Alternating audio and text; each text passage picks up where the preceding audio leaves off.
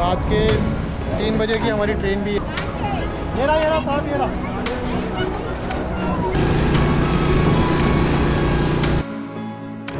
तो सामने ममलेश्वर मंदिर है,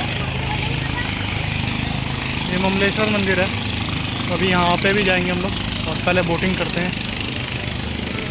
नमस्कार दोस्तों, तो आज हम हैं मध्य प्रदेश के पवित्र स्थल ओमकारेश्वर में, जहां मां नर्मदा बहते बहते भगवान शिव का अभिषेक करती है। इस समय भीड़ बहुत बढ़ चुकी है, तो हम लोग यहाँ पर से आए थे और हम लोगों को ऊपर सेकंड उसमें मिला था। यहाँ पर से नीचे से लाइन चालू हो चुकी है और इस समय बहुत भीड़ हो चुकी है, बिल्कुल ख़तरनाक भीड़ चल रही है यहाँ पे अभी। अच्छा हुआ हम लोग सही टाइम पे आ गए थे। और अभी हम लोग यहाँ स्नान करते हैं फिलहाल। तो यहाँ स्नान करेंगे, उसके बाद बोटिंग का देखते हैं। तो यहीं स्नान कर लेंगे हम लोग। और लाइन ज़बरदस्त लगी है पूरी नीचे से, यानी जहाँ पे बाहर एग्ज़िट का था वहीं से लाइन लगी पड़ी है पूरी ऊपर तक। और हम लोगों ने ऊपर सेकंड फ्लोर से किया था। जबकि ओमकारेश्वर भारत के 12 ज्योतिर्लिंगों में से एक है और यह मंदाता पर्वत में स्थित है, जो ऊपर से देखने में आपको ओम के आकार का लगेगा। इसी की वजह से इसका नाम ओमकारेश्वर रखा गया हुआ है। जैसा कि मैंने आपको लास्ट वीडियो में बताया था कि विंध्याता पर्वत ने अपना अहंकार छोड़कर भगवान शिव की कठोर तपस्या की थी और उनकी भक्ति से प्रसन्न होकर शिव जी ने यहाँ पे ज्योतिर्लिंग के रूप में प्रकट हुए थे। तभी से यहाँ पे 2 स्वरूपों में उनको माना जाता है, एक का नाम ओमकारेश्वर, दूसरे का नाम ममलेश्वर है। दोनों मिलकर ही पूरे ज्योतिर्लिंग माने जाते हैं।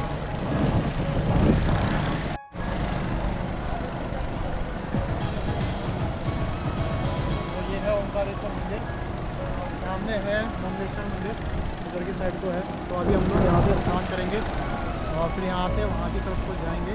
बोटिंग में देखते हैं, 2-3 पॉइंट करते हुए जाएंगे शायद, तब जाके वहाँ जाएँ, या फिर पैदल भी जा सकते हैं हम लोग। अभी डिसाइड नहीं है, पहले स्नान करेंगे उसके बाद हम लोग जाएंगे वहाँ पे।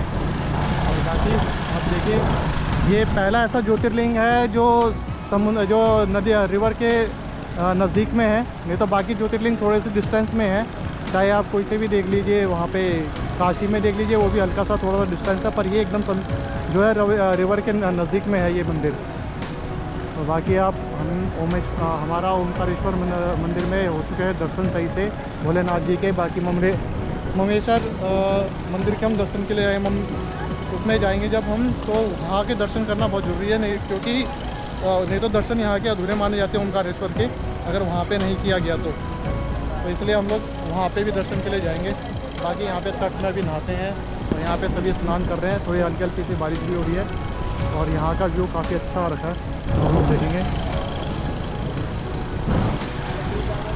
तो यहाँ भी हमें हो चुके हैं करीबन 3:30 तो हो चुका है टाइम। और रात के 3 बजे की हमारी ट्रेन भी है। तो यहाँ से 6-7 बजे जो भी है, जब तक अंधेरा हो तब तक यहाँ पे रहेंगे। उसके बाद यहाँ से निकलने की कोशिश करते हैं और वहीं रेलवे स्टेशन के आसपास में देखेंगे कहीं जगह, वहीं रहेंगे कुछ देर के लिए और फिर या तो सीधा रेलवे स्टेशन में रह के ट्रेन का वेट करेंगे और दिल्ली पहुँचेंगे हम कल रात के 10:30 बजे करीबन। बाकी आप देखिए कितना मस्त व्यू है। ओमकारेश्वर सिर्फ एक मंदिर ही नहीं, यह शिव शक्ति का एक मिलन स्थल भी है। अगर आप शांति, भक्ति और आध्यात्मिक अनुभव चाहते हैं तो ओमकारेश्वर में एक बार ज़रूर आइए। माँ नर्मदा सिर्फ एक नदी नहीं, बल्कि जीवन, भक्ति और मोक्ष का एक प्रवाह है। भारत की कुछ नदियों में से सिर्फ माँ नर्मदा नदी एक ऐसी नदी है जिसका दर्शन भी पाप नाश करता है, इसलिए इन्हें मोक्षदायिनी नदी भी कहा जाता है। पौराणिक कथाओं के अनुसार माँ नर्मदा का जन्म भगवान शिव की कठोर तपस्या से हुआ था। कहा जाता है जब भगवान शिव ध्यान में मग्न थे तो उनके शरीर से निकले पवित्र धारा ही माँ नर्मदा नदी बनी। इसी वजह से माँ नर्मदा को शिव की पुत्री, रीवा माता, शंकर की प्रिय नदी भी बोला जाता है। शास्त्रों में कहा गया है कि गंगा स्नान से पाप धुलते हैं, लेकिन नर्मदा दर्शन से ही पाप नष्ट हो जाते हैं। माँ नर्मदा नदी एक नदी नहीं है, ये श्रद्धा, शक्ति और शांति का प्रवाह है। जो एक बार माँ नर्मदा को महसूस करता है वो बार बार उन्हीं की ओर खींचा आता है। तो हम लोग माँ नर्मदा नदी के पवित्र तट पर स्नान कर रहे थे। तो स्नान करने के दौरान हमें अचानक से पानी के बीच में सांप दिखा।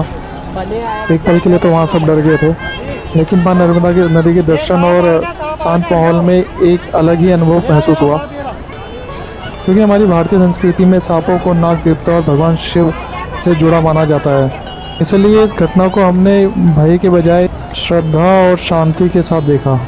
किसी ने किसी भी प्रकार का शोर या पैनिक नहीं करा। नदी में जब भी उतरो तो और भैया देख के उतरना। और आप देख रहे हैं सांप अपने रास्ते पे चले गया। तो भोलेनाथ जी की नगरी में आए हैं और इनके दर्शन नहीं हुए तो फिर यार क्या हुए। तो देखो हमें साक्षात भोलेनाथ जी के नाग के दर्शन भी हो चुके हैं अब।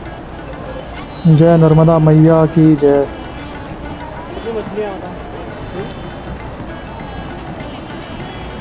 कितनी मछलियाँ यहाँ पे एक आध डुबकी फटाफट मार मुर के देख रहे क्या डबके यहाँ सांप निकल गया उधर मारता हूँ उधर जाके मारूंगा इधर कहीं पर भी मारो तो है तो नदी एक आध डुबकी मार लो यहाँ फटाफट। लोग तो इतनी देर से कर ही थे यहाँ ऊपर से मैंने वीडियो नहीं बनाई ना कर दो रहते उनको चलो मैं बना देता। तो हम लोग निकल चुके हैं बोट में घूमने के लिए। अभी 2-3 जगह घुमाएंगे और ये है सामने मंदिर। अच्छा, नर्मदा नदी की जो परिक्रमा पैदल की जाती है वो लगभग 2600 किलोमीटर की होती है, जो सिर्फ पैदल ही की जाती है। और विश्वास है कि परिक्रमा से जीवन के कर्म बंधन टूट जाते हैं, भक्त को आत्मिक शांति और मोक्ष प्राप्ति होती है। आज भी हजारों साधु और संत और श्रद्धालु वर्षों तक मां नर्मदा की परिक्रमा करते हैं। तो इसके आपको जियोग्राफिक डिटेल बता देता हूँ मैं आपको। उत्पत्ति स्थल जो है इसके अमरकंटक मध्य प्रदेश है और मां नर्मदा की लंबाई जो है वो 1312 किलोमीटर के करीबन में है। मां नर्मदा नदी मध्य प्रदेश, महाराष्ट्र, गुजरात में बहती है और गिरती अरेबियन सी में है। मां नर्मदा नदी ईस्ट से वेस्ट को बहती है, जो भारत की बहुत कम नदियों में से एक है। तो मां नर्मदा के कल्चर और हिस्टोरिकल इम्पोर्टेंस भी बता देता हूँ। नर्मदा घाटी भारत की सबसे प्राचीन सभ्यता में से एक। यहाँ से प्राचीन मूर्तियाँ और शिवलिंग मिले हैं और नर्मदा नदी ने कृषि, व्यापार और संस्कृति को भी जन्म दिया है। पानी मिक्स होते हुए दिख रहा है यहाँ पे, पानी मिक्स होते हुए दिखेगा। अच्छा वैसे है।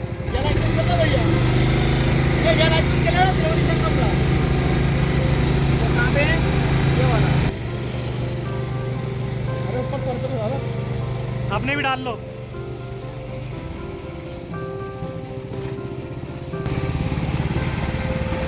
तो ये है त्रिवेणी घाट, यहाँ पे संगम होता है कावेरी और नर्मदा नदी का। और एक और शायद इससे भी एक और होती होगी नदी यहाँ पे। तो 2-3 नदियों का मिलके होता है यहाँ पे संगम।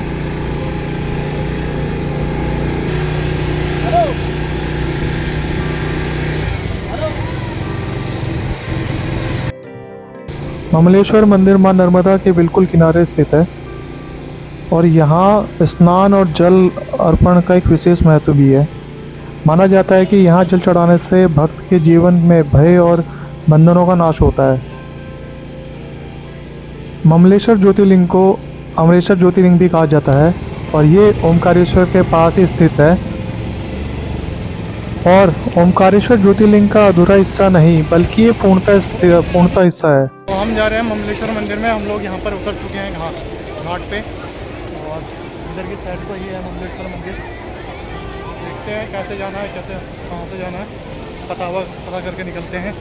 आई थिंक वहाँ ज़्यादा टाइम नहीं लगेगा हमें दर्शन के लिए, यहाँ कम भीड़ होती है। और फिर भी वहीं जाके पता चलेगा कितनी भीड़ है इस समय। ममलेश्वर या अमरेश्वर का अर्थ होता है अमर ईश्वर, जो कभी नष्ट नहीं होता। और ये मंदिर नर्मदा नदी के दक्षिण तट पर स्थित है। धार्मिक मान्यता है कि ओमकारेश्वर और ममलेश्वर दोनों के दर्शन के बिना ज्योतिर्लिंग दर्शन पूरा नहीं माना जाता। और इसकी कथाओं के बारे में तो मैंने ऑलरेडी आपको पहले ही बता दिया है कि विंध्याचल पर्वत की तपस्या से ही भगवान शिव ने यहाँ पे 2 स्वरूपों में प्रकट हुए थे, जिसे एक ओमकारेश्वर कहते हैं, दूसरा ममलेश्वर कहते हैं।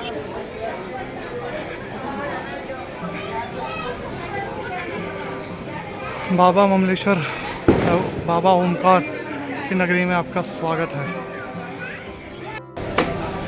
तो ये है शायद ममलेश्वर मंदिर, ममलेश्वर ज्योतिर्लिंग मंदिर है ये भी, पवित्र श्रावण माह का है। मंदिर का निर्माण प्राचीन शिल्पकला का एक अद्भुत उदाहरण है। यह शांत और कम भीड़ वाला स्थान है और इस मंदिर के गर्भगृह में स्थित स्वयंभू शिवलिंग है। पहन के जाएंगे। मंदिर का वातावरण गहरी शांति और ध्यान के लिए उपयुक्त है। बिल्कुल ममलेश्वर में दर्शन सरल और शांत होते हैं। सुबह और शाम की आरती अति मनमोहक होता है। परिक्रमा वासियों के लिए यह स्थल बहुत ही विशेष है। ममलेश्वर ज्योतिर्लिंग सिर्फ एक मंदिर नहीं, यह शिव की अमर शक्ति का एक प्रतीक भी है। जो ओमकारेश्वर आया और ममलेश्वर ना जाए, उनकी यात्रा अधूरी रह जाती है। तो इसलिए जो भी आए ममलेश्वर और ओमकारेश्वर दोनों के दर्शन करे।